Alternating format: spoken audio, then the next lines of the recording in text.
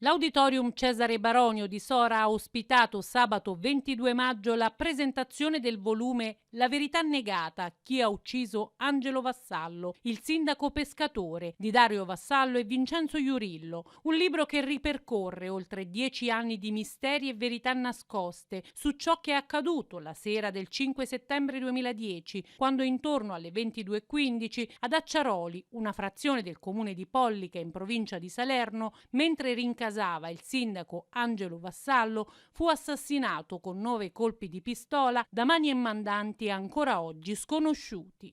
La famiglia Vassallo da allora non ha mai smesso di sollecitare la ricerca della verità.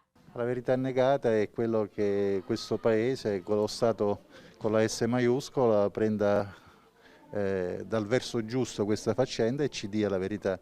Non è un piacere che noi chiediamo, noi questo è un diritto e da parte dello Stato, degli uomini dello Stato, è un dovere. L'iniziativa è stata organizzata dal Comune di Sora per celebrare la giornata della legalità.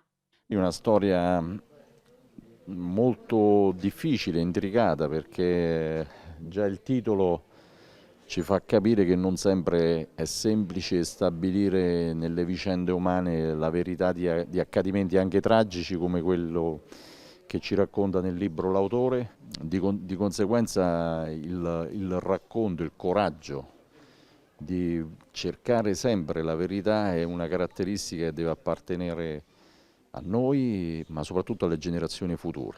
Questo percorso di scavare, a volte anche attraverso la sofferenza, per arrivare a stabilire la chiarezza di un accadimento, vuol dire anche ridare dignità a chi è stato vittima, come in questo caso, di un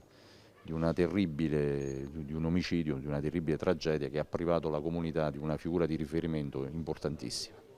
Angelo ci ha lasciato una testimonianza che si trasforma in bellezza, perché il suo impegno per proteggere l'ambiente, per proteggere il suo mare, le sue montagne, l'aria, oggi è diventata una realtà. Ci sono diverse iniziative fatte dalla Fondazione Angelo Vassallo che sono proprio finalizzate alla protezione dell'ambiente. C'è un'oasi bellissima del Giglio marino, la Baia degli Infreschi, e la legge sulla pulizia dei fondali marini che nasce proprio dal Cilento, diciamo così. E i ragazzi queste cose le devono sapere, le devono conoscere affinché possano essere dei messaggeri, dei protettori, dei paladini, dei soldati dell'ambiente. Dario Vassallo, fratello del sindaco pescatore, ha dedicato questi anni alla ricerca instancabile e alla raccolta di frammenti di verità, con il disagio di trovarsi impantanati nel fango delle bugie, dei voltafaccia e dei tradimenti. Nel libro raccontiamo, documentiamo quello che sono i fatti accaduti il 5 settembre, ma raccontiamo anche di un'Italia diversa che cerca la verità attraverso l'impegno costante di ognuno di noi. All'incontro ha portato i saluti anche il sindaco di Cassino, Enzo Salera. Pagine buie della storia d'Italia che non devono essere mai dimenticate e mandate nel dimenticatoio. Purtroppo sono tante di queste pagine buie, questa è una di quelle e noi dobbiamo tenere l'attenzione e mandare il messaggio ai giovani che queste storie non vanno dimenticate, ma soprattutto la verità va ricercata sempre a qualsiasi costo. Angelo Vassallo è stato un sindaco che ha amato profondamente la sua terra e che aveva un grande sogno, quello di un territorio libero dalla criminalità organizzata, dal traffico degli stupefacenti e dagli abusi edilizi.